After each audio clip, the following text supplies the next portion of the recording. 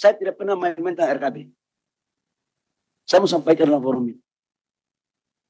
Jadi saya juga nggak bisa digertak-gertak. Oke, baik. Bu, programnya tetap jalan. Berapa miliar? 150 miliar ya?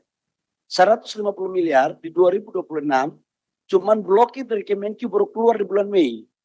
Jadi kalau dibuka bulan Mei, hari ini kami jalan, habis itu besok diperiksa karena tidak ada mekanisme.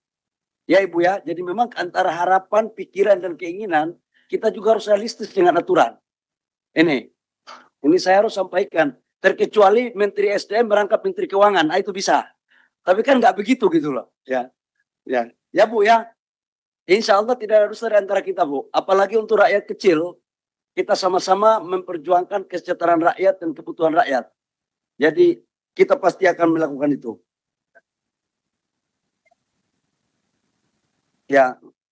Ya kita sudah tahu, Ibu PKB saya ketua umum Partai Golkar, jadi paham saya.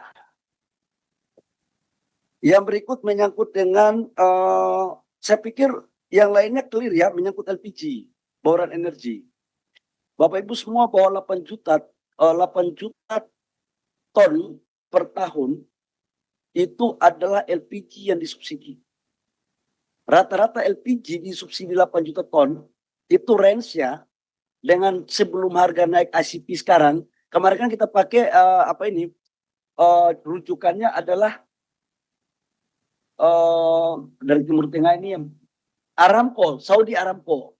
Begitu Saudi Aramco dihajar, sekarang kita pakai harga ICP. Sebelum terjadi ketegangan Timur Tengah, itu total subsidi kita untuk LPG 80 sampai 87 triliun per tahun. Sekarang akan naik lagi karena harga ICP-nya naik. Tetapi berapapun harga ICP naik, pemerintah berkomitmen untuk tidak membebani rakyat terhadap LPG subsidi. Jadi itu kita akan memberikan subsidi. Nah kalau diminta harus kita naikkan range-nya, saya pikir itu butuh kajian mendalam karena sekarang bauran energi kita lakukan secara seksama. Yang berikut menyangkut dengan dari senior saya ini Pak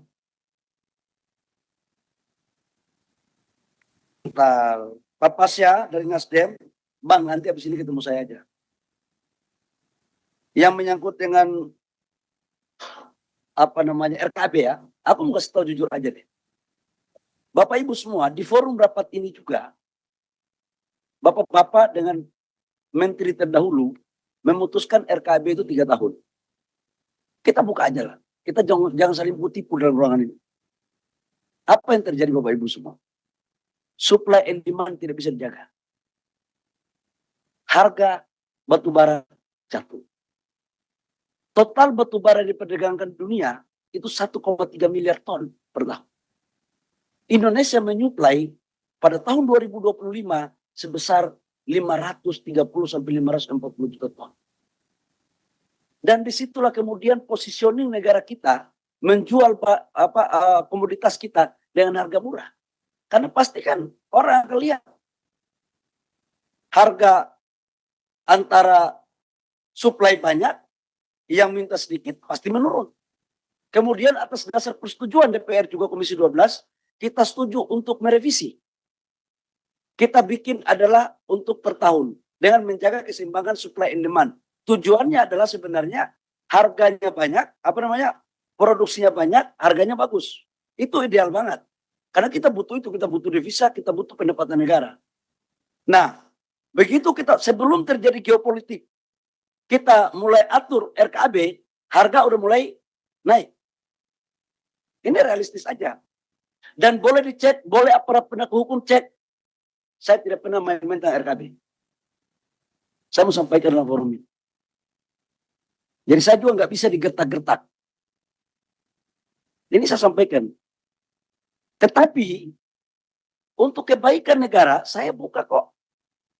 Kita melihat kalau memang itu kebutuhan dan permintaan global tinggi dan harganya bagus, atas arahan Bapak Presiden lewat teratas, kita melakukan apa yang disebut dengan relaksasi yang terukur.